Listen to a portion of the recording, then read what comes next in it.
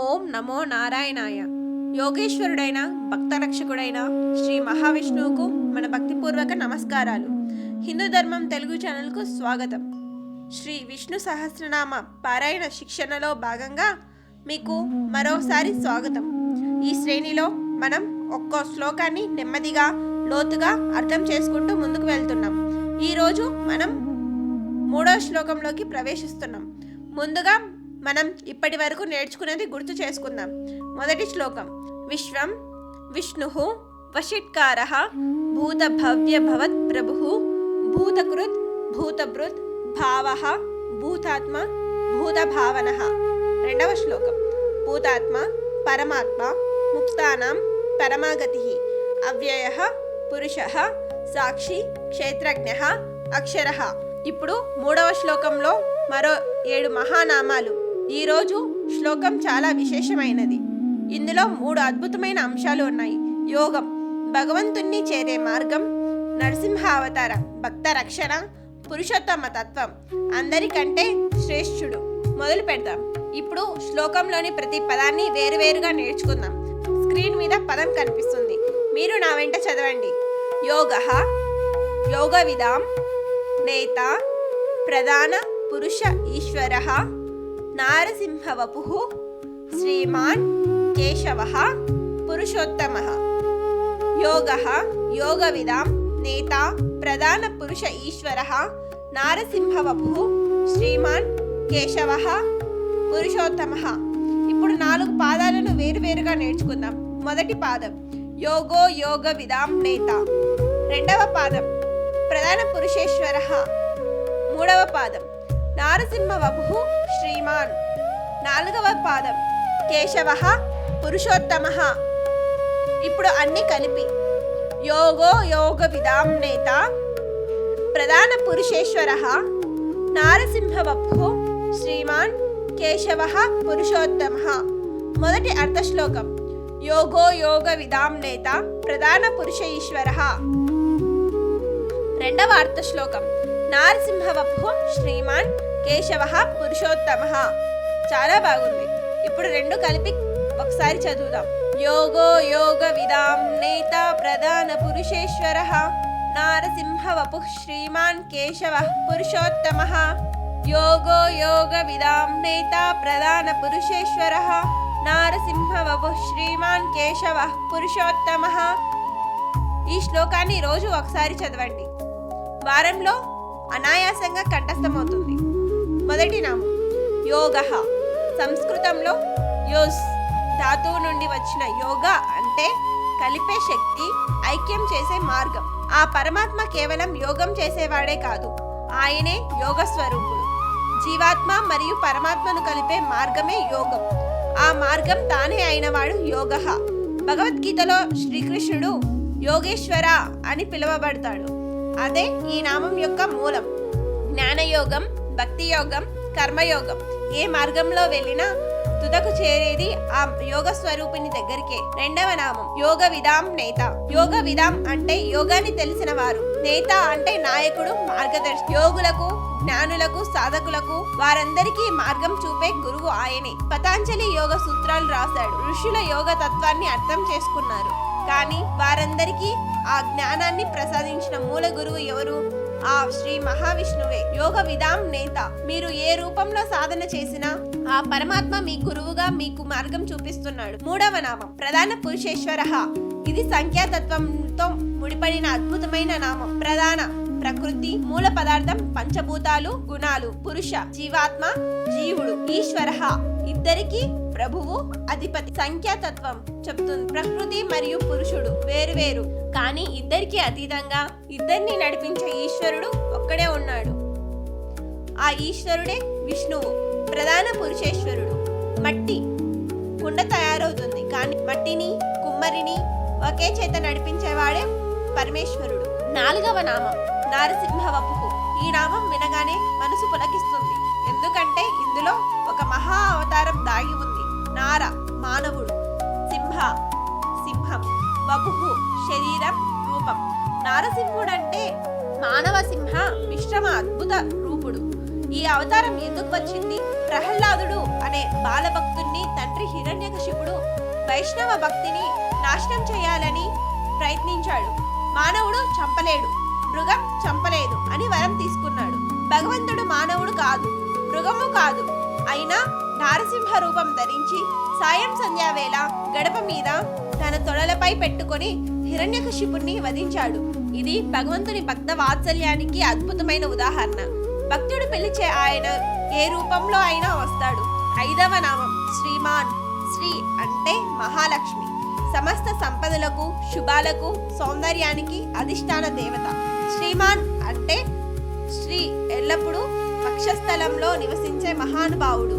లక్ష్మి నిత్య సంచలమైనది. ఈ రోజు ఒకరి దగ్గర ఉంటుంది, రేపు మరొకరి దగ్గరికి వెళ్తుంది. కానీ ఆ పరమాత్మ వక్షస్థలంలో మాత్రం లక్ష్మి నిత్యంగా ఆయన వక్షస్థలంలో శ్రీవత్స అనే ముద్ర ఉంది. ఇది లక్ష్మి యొక్క నిత్య నివాసం.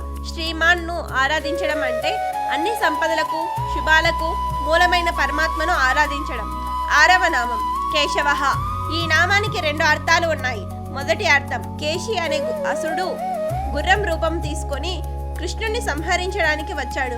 శ్రీకృష్ణుడు ఆ కేశి అసురుడిని వధించాడు. కేశి వా కేశవ, కేశిని సంహరించిన వాడు. 2వ అర్థం మరింత లోతైనది. కా బ్రహ్మ సృష్టికర్త, ఈశ శివుడు సంహారకుడు, వా విష్ణువు పాలకుడు. ఈ ముగ్గురు కలిసిన వాడు కేశవుడు.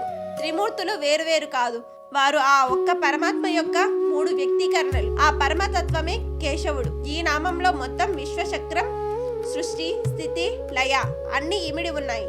7వ నామం పురుషోత్తమ. భగవద్గీత 15వ అధ్యాయం పేరే పురుషోత్తమ యోగం. ఎంత గొప్ప నామం! భగవద్గీతలో శ్రీకృష్ణుడు వివరించాడు. క్షర పురుషులు మనం, మారే జీవులు. అక్షర పురుషులు, మాయ మారని ప్రకృతి. పురుషోత్తముడు ఈ రెండింటికి అతీతుడు, ఉత్తముడు. ఆయన మనకంటే ఉత్తముడు. ఆయన అక్షర తత్వానికంటే ఉత్తముడు. ఈ విశ్వంలో ఉన్న ప్రతి జీవికి, వస్తువుకు ఆయనే ఆధారం. ఒకే మాటలో చెప్పాలంటే ఆయన అందరికంటే ఉత్తముడు, శ్రేష్ఠుడు, మహాపురుషుడు. ఈ ఒక్క నామం ఆయన సమస్త శ్రేష్టతను చెప్తుంది. అద్భుతం. ఈ రోజు 7 మహానామాలు పూర్తయ్యాయి. యోగః యోగ స్వరూపుడు, యోగ విదాం నేత, యోగుల మార్గదర్శి, ప్రధాన పురుషేశ్వర, ప్రకృతి జీవుల అధిపతి, నారసింహ వపుః నర అవతార రూపుడు, శ్రీమాన్ లక్ష్మి నిత్య నివాస స్థానం, కేశవ కేశి సంహరుడు, త్రిమూర్తి స్వరూపుడు, పురుషోత్తమ సర్వ పురుషులలో శ్రేష్ఠుడు. ఎంత శక్తివంతమైన నామాలు! పాద వివరణ, 4 పాదాల విశ్లేషణ. ఇప్పుడు ఈ శ్లోకంలోని 4 పాదాలను విశ్లేషణాత్మకంగా అర్థం చేసుకుందాం. ప్రతి పాదానికి ఒక ప్రత్యేక సందేశం ఉంది. మొదటి పాదం యోగో యోగ విదాం నేత. ఇందులో 2 నామాలు యోగః, యోగ విదాం నేత. ఈ పాదం యోగ తత్వాన్ని పరిచయం చేస్తుంది. ఆయన యోగ స్వరూపుడు, అదే సమయంలో యోగులను నడిపించే గురువు. మార్గం తానే, మార్గదర్శి తానే. ఎంత సర్వ సమగ్రమైన సంబంధం. 2వ పాదం ప్రధాన పురుషేశ్వర. ఒక్క మహానామం కానీ 3 మహాతత్వాలు. ప్రధాన ప్రకృతి, పురుష జీవాత్మ, ఈశ్వర అధిపతి. ఈ పాదం తాత్విక స్థాయిలో ఆయన ఆధిపత్యాన్ని స్థాపిస్తుంది. సమస్త సృష్టి రంగంలో ఆయనే సర్వాధినేత. 3వ పాదం నారసింహ వపుః శ్రీమాన్. ఇందులో 2 నామాలు, భిన్నమైన కానీ అల్పమైన జంట. నారసింహ వపుః ఉగ్ర శక్తివంతమైన రూపం, భక్తరక్షణకు. శ్రీమాన్ శాంత సుందర సంపద రూపం, లక్ష్మీ నిలయం. ఎంత అద్భుతమైన వైరుధ్యం! ఆయనలో ఉగ్రము ఉంది, శాంతము ఉంది. ఎందుకంటే ఆయన సర్వాత్ముడు. 4వ పాదం కేశవ పురుషోత్తమ. ఈ చివరి పాదం శ్లోకాన్ని మహోన్నతంగా ముగిస్తుంది. కేశవుడు త్రిమూర్తి స్వరూపుడు, పురుషోత్తముడు, అందరికంటే శ్రేష్ఠుడు. మొదటి పాదం యోగ సాధనతో ప్రారంభించి చివరి పాదం త్రిమూర్తి స్వరూపంతో పురుషోత్తమ స్థాయిలో ముగిసింది. శ్లోకం మొత్తం ఒక ఆరోహణ క్రమంలో సాగింది. మొదటి అర్థ శ్లోకం యోగో యోగ విదాం నేత ప్రధాన పురుషేశ్వర. ఈ మొదటి సగం ఆధ్యాత్మిక మార్గ వివరణ. ఆయన యోగ మార్గం తానే అయి సాధకులకు మార్గదర్శి అయి సమస్త ప్రకృతి జీవులకు ఈశ్వరుడయ్యాడు.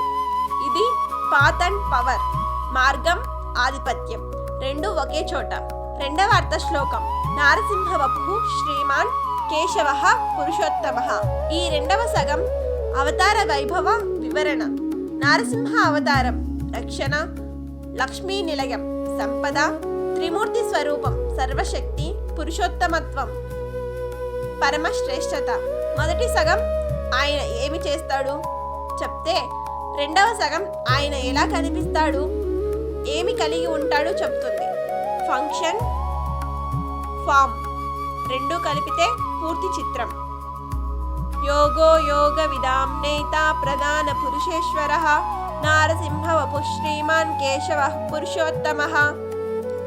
ఈ పూర్తి శ్లోకం యొక్క సమగ్ర భావం. యోగ స్వరూపుడు, యోగులకు మార్గదర్శి, నేత, ప్రకృతికి జీవులకు ఈశ్వరుడు, నారసింహ అద్భుత రూపుడు, మహాలక్ష్మి నిత్య నివాస స్థానమైనవాడు, కేశియాసురుని సంహరించిన కేశవుడు మరియు సమస్త పురుషులలో అత్యుత్తమముడైన పురుషోత్తముడు.